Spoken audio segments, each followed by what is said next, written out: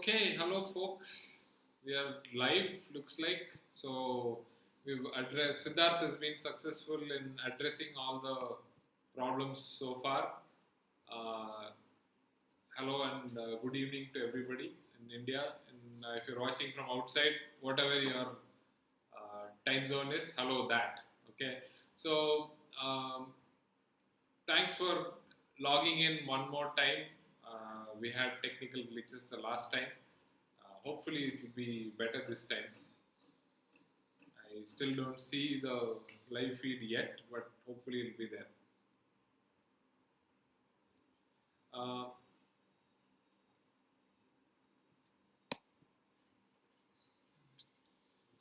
yet.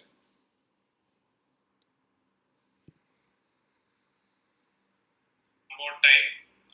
We had technical glitches the last time. Okay, so you can get started.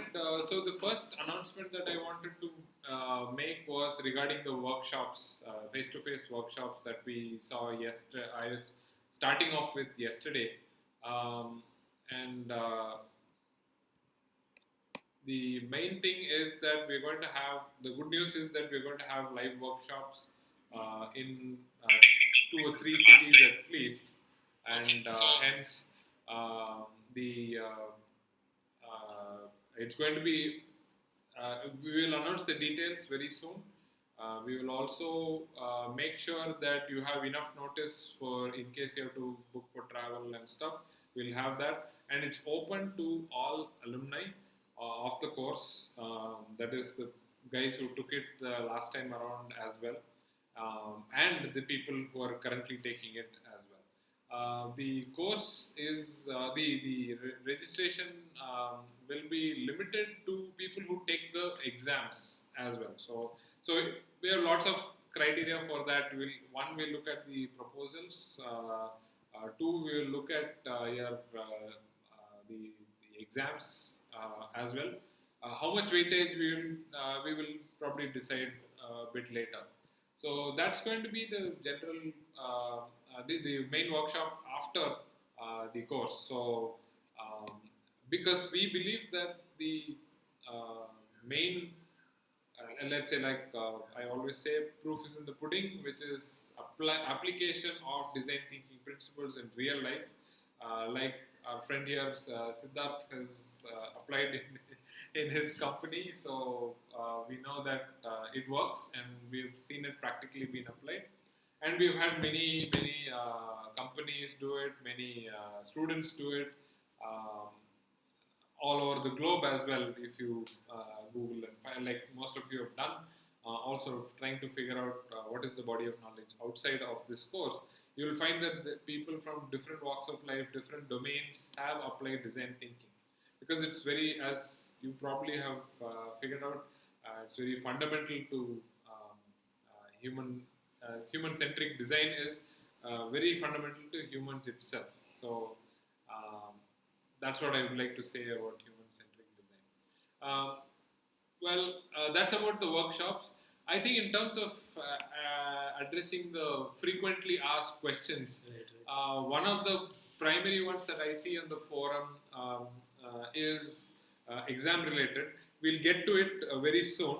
What I wanted to address also is that I really enjoy your questions on the forums about design thinking. It makes me think, it makes me want to go and look at through my own experience, through others' experience, trying to figure out what is the correct answer for you guys. So I give it a lot of thought. So I really like all your questions. And of course, this is a managed course, so we need to address the administrative issues as well, which is equally important as much as the course content. So for that, I will. So one of the questions I saw, Siddharth, was primarily this related to exam registrations. Right. So what? Suppose I am a learner in this course, and I don't get an email, for example. I have paid the money and I didn't get an email. What should I do? So one thing is they can check through the process where they have an exam registration page. they can go into that exam registration page in their login portal from Swayam. Okay. Then they can see if they find their examination details in that page or not. Okay. If they are not able to access that page because of any circumstances, like I've received a news saying that their website is under maintenance, the Swayam website. Oh, so yeah, that could be a reason why most of them were not able to. Right, right. So they can write an email to support at nptel@iitm.ac.in, and people at NPTEL will reply to them very quickly. In fact, I've seen them replying in less than 10-15 minutes. Wow. So the response from NPTEL team is pretty fast. So in case there is any query related to examinations, they can reach out to our friends at NPTEL. Again, the email address is support@nptel.iitm.ac.in. So we will leave it in the chat window as well. While we talk about it, maybe you can type it out so that people know what email address they have to reach out. So that's one major concern according to me. Just finish that. Okay, you will verify that. Another concern that I don't know where the real problem is that, and thank you so much for pointing out the errors in the assignments. This means a lot to us. We want this course to be very meaningful to you and also correct. So we make sure we've already ran this assignment through several checks and balances. In spite of that, this is human-centric design. So you know that humans are prone to errors. We are also human beings. The team is also composed. Still, we don't have any robots involved, right? So I don't think so. I haven't met one. So when we meet one, we'll let you know. But mostly all of them are human beings, so we are prone to errors. So if you do spot an error, please do bring it up in the forums, just like you brought it. Also, just for verification, check whether somebody has already spotted the same error, so that we can track, okay, there are so many people who have done that, so it must be true. It may not be a one-off error. So we can then bring it up to the notice of the NPTEL team, and then we can close the loop on that. Rest assured, we will run a re-evaluation. This is what my understanding latest is, that we can run a re-evaluation. Your marks don't go anywhere. You will definitely, if you marked it right, you will definitely be graded the right answer. So don't worry. Okay. Having said that, this assignment is about what? We're going to take the best of three best out of the five that we have given. So don't worry, it's a minor percentage itself compared to the overall percentage of the course. The 75% is the big one, which is the finals, and there we've already made again multiple times that this is pretty, more correct than not. But again, we are human beings. We will go and check back one more time before it's administered to you. So we are trying our best to keep this as correct as possible. Okay. Another thing is about the weightage, best of 3 of the 5 assignments. Okay. So that was also a query from this. So here's something that I did in the last course, but probably did not replicate it this course, this version of this course, that is the second time the course, is that in the earlier version, the first and the second assignments, as probably some of you guessed, is mainly aimed at the introduction and the empathize. So these are the two modules that we target in the first two assignments. Now the third assignment is for an analyze module, the second in the list of modules, EAST. So A is the second one. So assignment 3 is at analyze, assignment 4 is for solve, and assignment 5 is for test. Okay. So normally how we should have done it is assignment 1 and 2, which is for intro and empathize, should have been administered in the first week itself. But unfortunately, I don't know, some robo came in between. I don't know what happened, but we couldn't get the message across, and so you're seeing the week 5. There's no week 5 in our course. There are only 4 weeks. Okay, so that's a reason for confusion.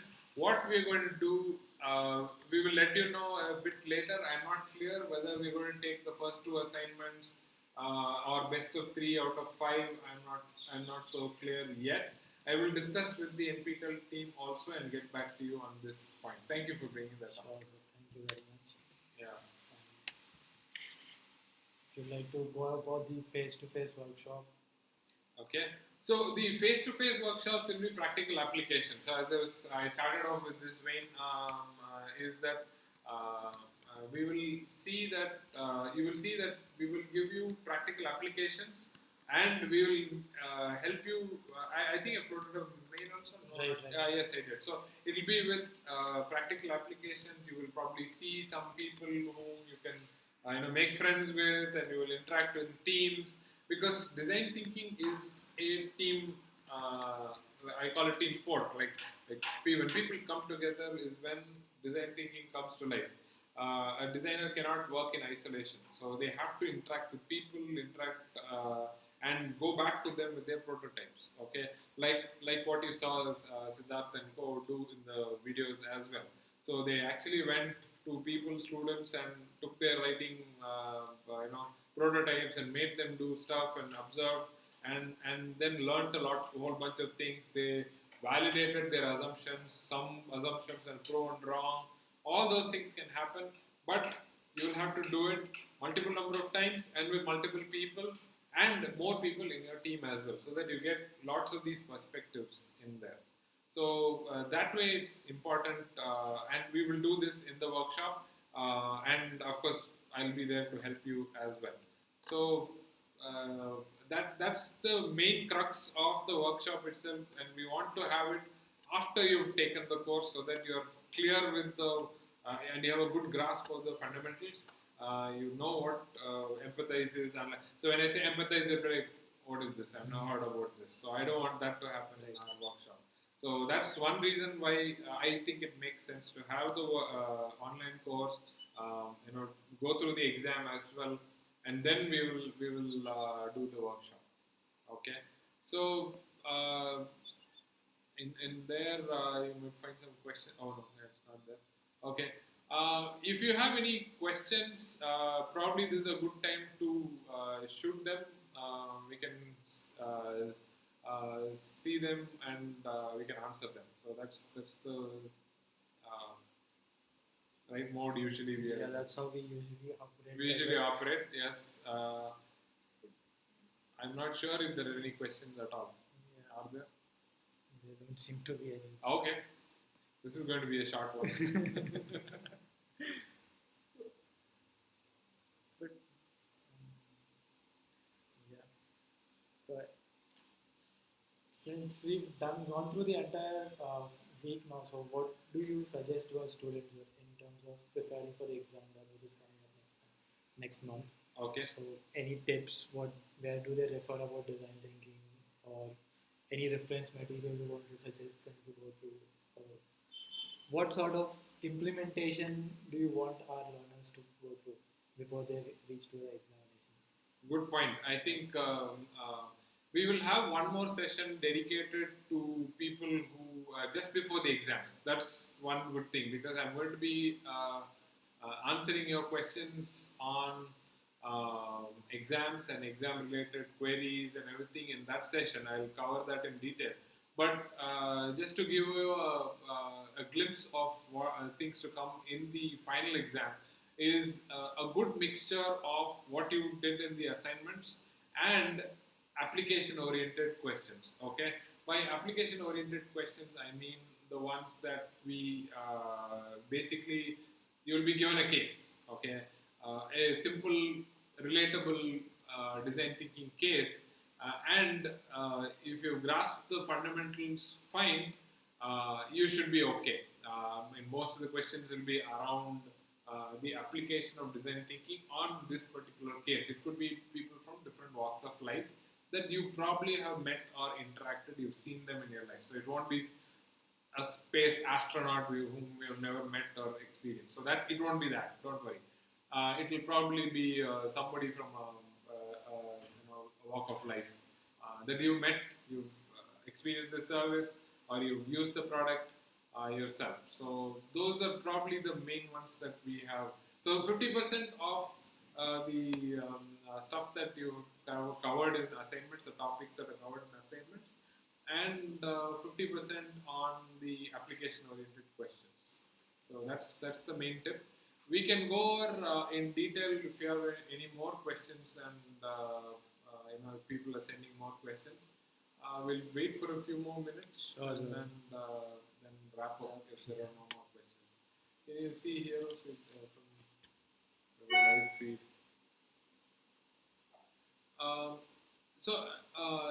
Another thing that I keep seeing in the forums is also about assignment questions. That I already covered. Right? Assignment question itself not turning out to be right. Yes, by all means, go ahead and tell us what you think.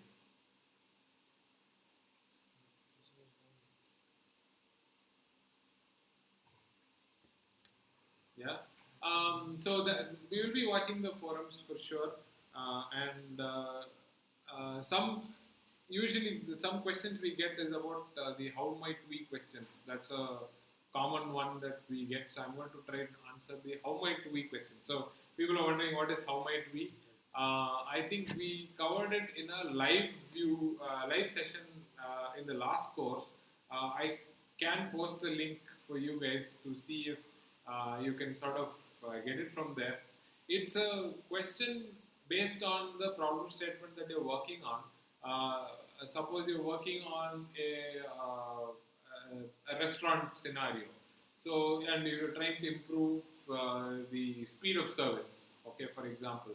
So, straightforward question is how might we improve the speed of service? So, that gives you a clear project goal saying we want to improve the line of service, the speed of service, okay. Now, in your studies, you find that it's not the speed of service that customers really want, but the quality of food and the variety of food. So then your questions will be related to that. That is, how might we improve the quality of service?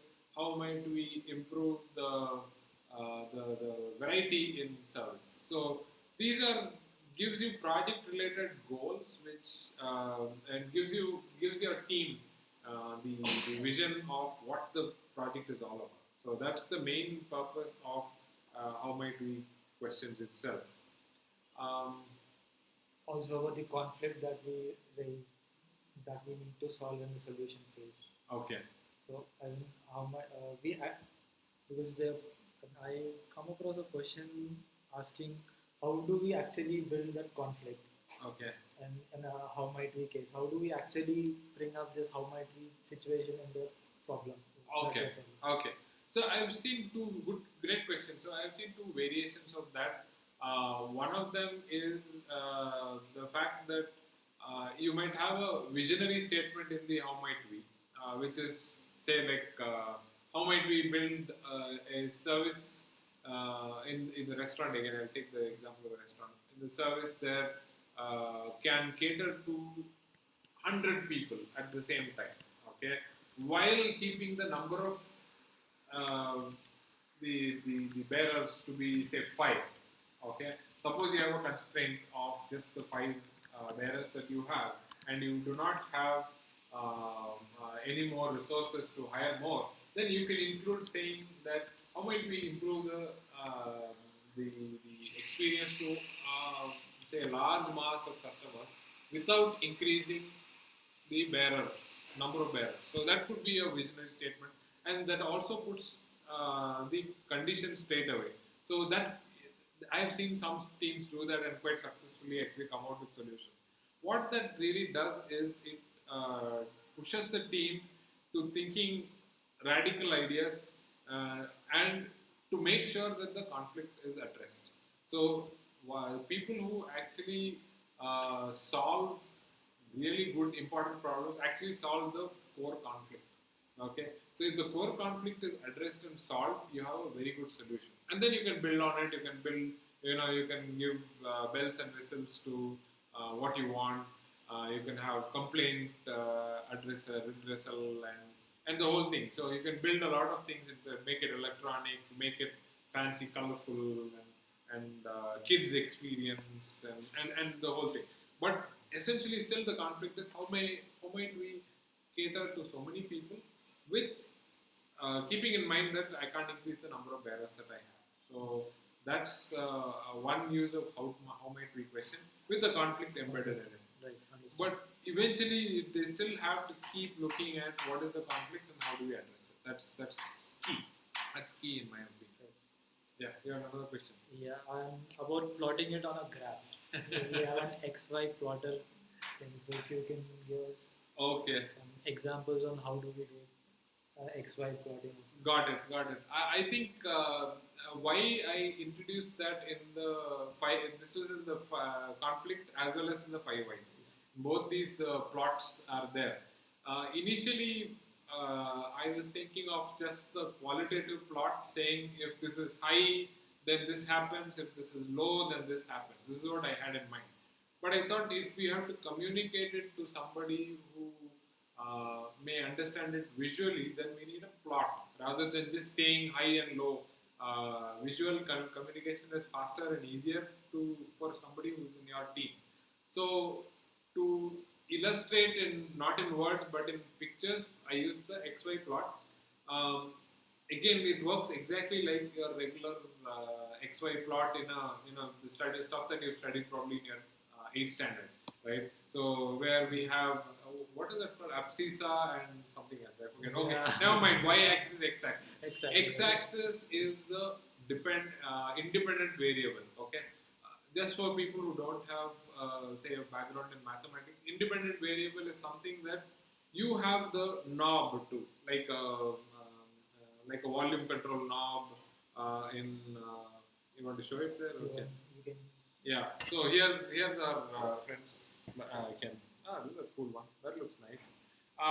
So it's like a TV control knob, right, where you control the volume. That's a variable. So when I do that, the volume goes up and down. By pressing that button plus and minus, that's a variable you have.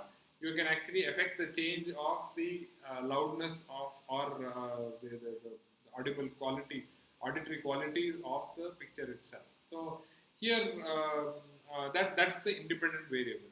Now, when you do that, it actually changes something, and that's the dependent variable. So, what changes? For example, this student coming late, right? So, how I actually described to you guys was, I don't know if you can see it. Yeah, so there it is. So, this guy shows up on time here. So, let's say this is your on. He wakes up on time or early. That's what I had it in my example, right? So if this guy wakes up early, so just start with 2 states. So it's early and this is late. Just start there. This is the independent variable because I can control, assuming this guy can control when he can wake up and when he can't. That's the independent variable. And when he does that, his on-time performance in class, that is when does he come to class, actually changes, right? So if he comes early to class, which is a variable, one extreme of the variable, and move to the next. So let's plot it. When he wakes up early, he comes on time to class, right? So let's say this is the on time. So let's say this is on time. So he is on time, right? So here is my independent variable value, and here it is that he is on time. Now if I change the value to wakes up very late, okay, he wakes up at say 9 for a 9 o'clock class. Not possible. Yeah, you can't. late. Yeah, unless he is sleeping in the class, you can't make it to class. Yeah. Right? So that means he's sure going to show up late. So now what's the value? It's when I move it here. So I have one point here and the other point is here. Now he's definitely late to class, right? So now when I connect the 2 points here, assume it's a linear graph. So anywhere in between, we're assuming it's linear. Anywhere in between, suppose he wakes not so late and not so early either. Say, let's say he wakes up at 8 o'clock. So somewhere here is your 8 o'clock, and we say he's he's only 15 minutes late. He's not 1 hour late like he was in this case. So this is extremely late is 1 hour, and on time is 0. So he's like 15 minutes late here. Okay, don't take it to scale. I'm just giving you a quantitative, just to give you a flavor of what is this plotting all about. Right? Then you get this. So that's essentially what we're talking in terms of the plotting itself.